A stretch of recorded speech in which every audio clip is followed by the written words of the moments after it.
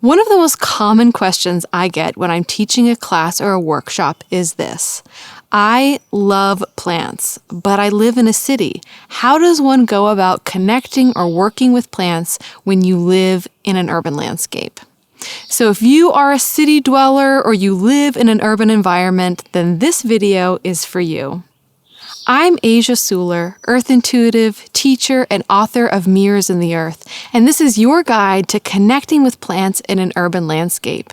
It's also a love letter to all my city dwellers to help you understand that your capacity to be a plant communicator and healer actually might be one of the most essential roles of all.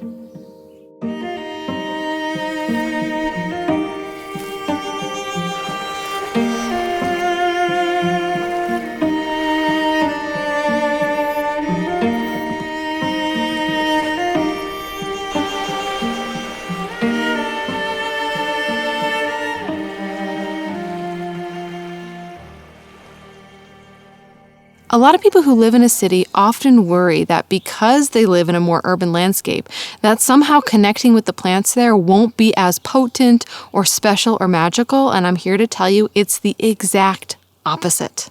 So my plant journey really has its roots from my time living in New York City. So at the time I was in my early 20s, I was living in Brooklyn and I would commute every day to Manhattan for my job as a plant technician.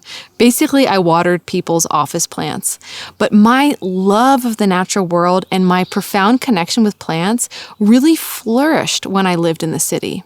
I talk more about this time in my life in my book, Mirrors in the Earth, but it was truly formative for me in making these connections and recognizing my ability to be a plant communicator. The truth is, the plants around you in an urban landscape dearly want to speak with you. So here's why. Plants are social creatures. All of nature likes to be in connection with one another. And so when plants exist in an urban landscape, they're wanting to connect. They're wanting to be in communication. In an urban landscape, you are the forest. So when you're in the wilderness, plants have other plants to speak to. They are speaking to the mycelium and the earthworms.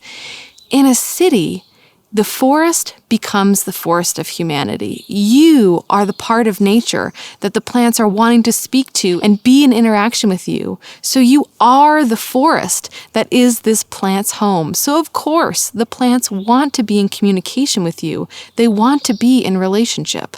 I often found, especially when I would go to the top floor of a building when I was watering plants, that the plants there felt lonely, that they want to connect. And so your role as a plant communicator and someone who's working with plants for healing actually can bring so much beauty, positivity, and connection not only into the wider world, but into that plant's life as well as into your own. So how do you start connecting? Here are some key practices and tools to create a profound relationship with the plants around you. The first practice I recommend is that of finding a gatekeeper tree. So for this practice, you're going to want to go to your local park or take a walk around your neighborhood and keep your eyes peeled for the one tree that seems to be the sentinel on your block, that one tree that seems to hold this energy of the guardian or the gatekeeper. It'll probably be a prominent tree in some kind of way, whether it's prominent in size or it's the only tree of its kind on this block. Trust your intuition, that feeling that will guide you towards this tree. I often find that most landscapes, and especially in urban landscapes, have these gatekeeper trees that tend to be watching out for and taking care of the other beings in the vicinity. You might even notice that this tree is a shelter for birds or squirrels because all beings will go to this tree for nourishment and connection. So once you find this gatekeeper tree, or you feel like this tree has made itself known to you, then I invite you to go bring a gift to this tree. Now, this gift could be anything as long as it's meaningful to you and it's biodegradable. So it could be some of your hair, it could be a bit of herbs that you grew, it could be water. Plants in cities love water. So anything that feels like it's going to carry the energy of your love and appreciation, and bring this gift to this tree. After you bring your gift to the tree, then introduce yourself. Now, This is something that can sometimes make people feel silly, but I often tell people that silliness is an important feeling to have. So when we're really little and we relish in silliness, what we're doing is we're recognizing what the cultural paradigm is and we're turning it on its head, right? So a child might find it really funny to take their shoe and put it on their head. Why? Because they recognize that in the culture they live in, shoes go on feet. And they relish this silliness. They love it, right? So as an adult, let's reinvigorate this sense of delighting in silliness and know that when you feel silly doing something like introducing yourself to a tree, what you're actually doing is you are turning the cultural paradigms that you've been given on its head, including this paradigm that only humans are conscious, sentient beings, which is just so not true. So if you're introducing yourself and you're feeling silly because people are coming by, just take a deep breath and try to feel that childlike delight come up again. Introducing yourself also does something really interesting in your brain. So most of us have been trained to see nature as inanimate, to see nature as lesser than in their sentience or development. But in fact, the exact opposite is true. But when you introduce yourself, what you're doing is you're rewiring your brain to see that tree as a person.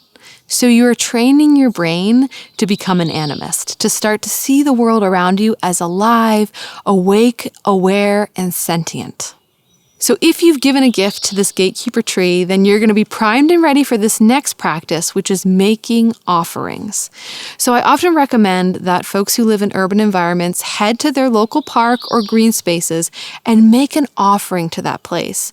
Some offerings that the land tends to love are flowers, stones, feathers, honey, anything that feels precious to you and that brings beauty to the environment is an incredible offering to leave to the land.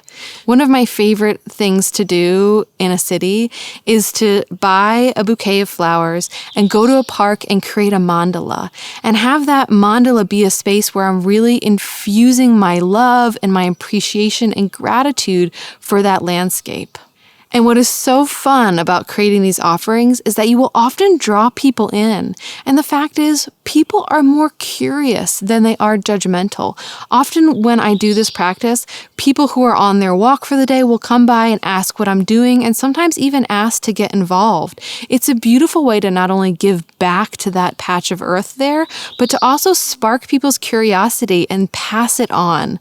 Everybody loves a beautiful creation. And this is something that not only will be appreciated by the land, but by all those who pass by.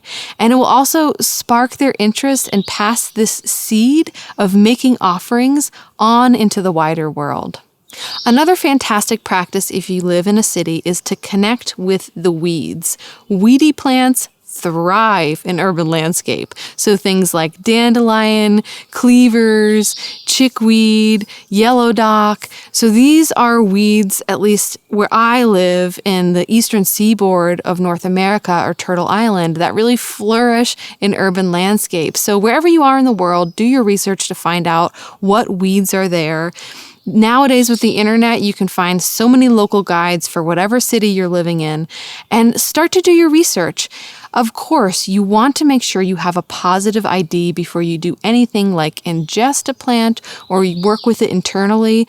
But I have found so much healing can happen by just learning to ID and recognize these plants, to be able to point and say, that's dandelion, and tell other people about its medicine. You'll also notice that the medicine of these weedy plants carry important messages and metaphors.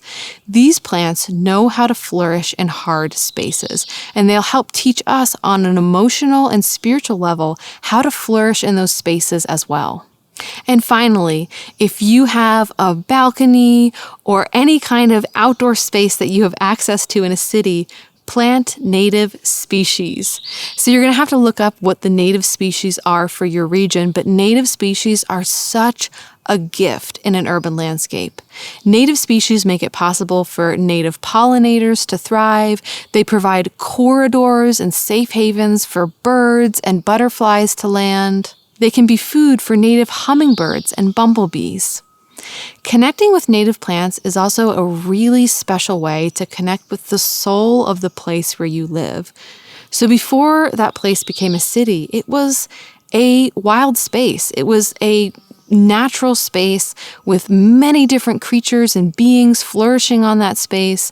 And so when you plant native species, you're connecting into the deep time of that place. You're connecting into the soul or the essence of that place and the beings that used to inhabit that space. So on all the different levels, planting native species will help you connect to the place where you live, to the soil underneath the concrete, and also help benefit all those native species and pollinators who exist there in the natural world.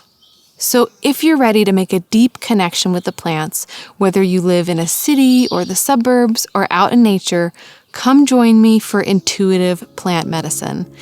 Intuitive Plant Medicine is my most popular online program, and in the course, I will walk you through all the steps of learning how to connect with the plants on a multidimensional level to open this line of dialogue between you and the plants that are wanting to speak with you so you can start to see and embody your own innate medicine. Intuitive Plant Medicine only goes on sale once a year, so if you're interested, check out the link here, and I would love to see you in the course. So if you are someone who lives in a city, let me know, what plants are you connecting with there? Sometimes it can just really help to remind people, yes, there's so much plant life in the city. There are so many opportunities for connection, and this beautiful diversity of plants is wanting to come be in relationship with us.